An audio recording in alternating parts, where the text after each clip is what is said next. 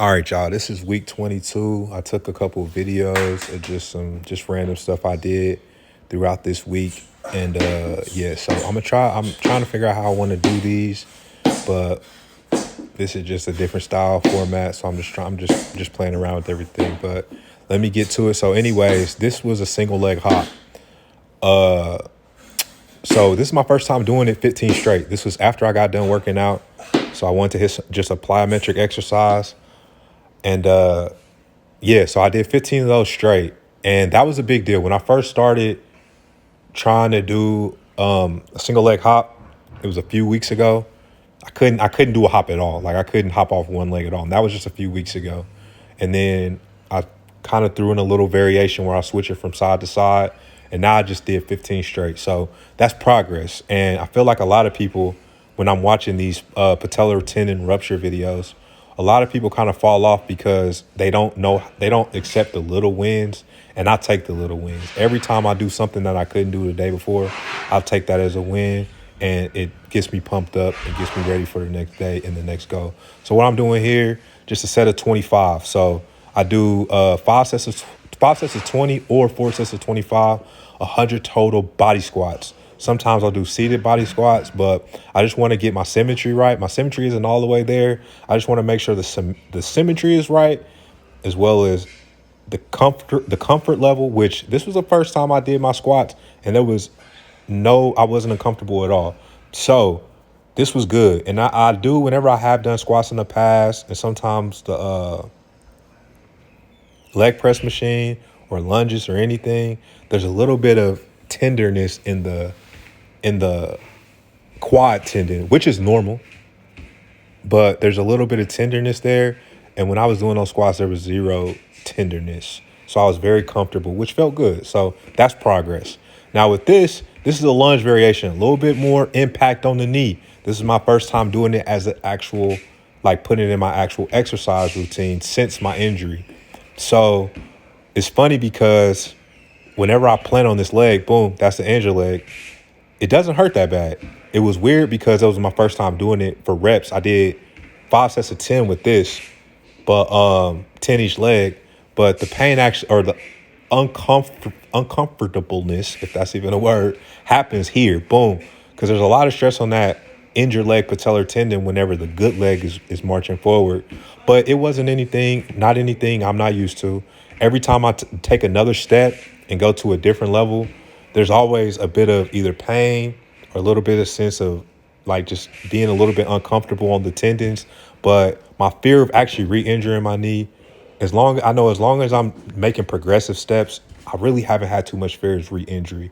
It's just being able to be bold enough to take that next step. So now this right here is just a stretching routine, a part of it, but I'm just doing some cross-legged stuff, butterflies, as you can see. And big thing with here is working on that symmetry, just like with everything else. You want to be able to have your left leg the injured leg do exactly what the uninjured leg can do. That has been the goal of my physical therapy. I've been doing my own physical therapy for 3 months now.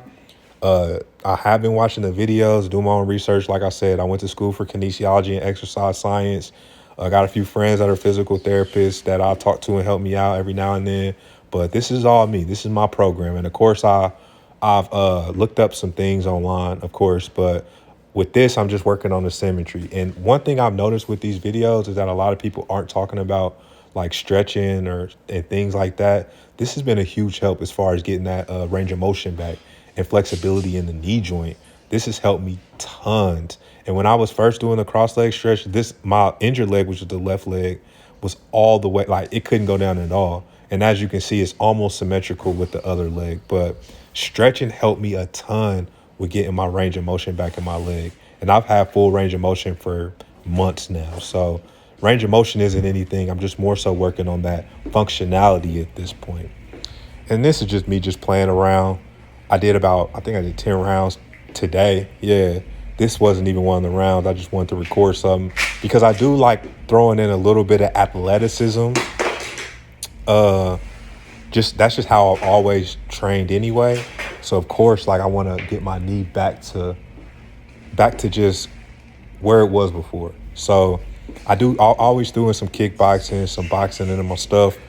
before basketball. So of course I'll dribble every now and then, throw the football around. But I really just want to work on that hip rotation, getting that hip rotation back, and getting that natural flow and natural athleticism back to where it was before. Nothing too crazy. I'm not a fighter. I don't fight. I don't box. I'll spar every now and then with some friends and family, but I'm not a hard ASS. But I just like it. It's fun. I mean, I am watching that Canelo Charlo this weekend, by the way. You know what I'm saying? But anyways, I am a fan of it. So I do put this in my routine. Don't laugh at me. Like I said, I'm not a pro at all. But it is just a good way just to put some bounce in that leg. So these have been a few milestones for me. Just being able to move better, that more difficult variation of the lunge. What else? Oh yeah, squatting with no pain, just super comfortable in the squat, getting deep in the squat, getting the stretches back like where I was stretching before, and mobility, getting that back to where I was before. Of course, afterwards, my knee gets a little bit swole, but not nothing too crazy. We are getting our house worked on. That's why there's a hole in the wall. They're gonna fix that. But that's why there've been people in the background, because we're getting the kitchen and bathrooms demo, which the bathroom is behind this room right here. That's why the dog is chilling with me too. So anyways, leave me some comments, man, and I'll try to get back to you, man. I'll holla.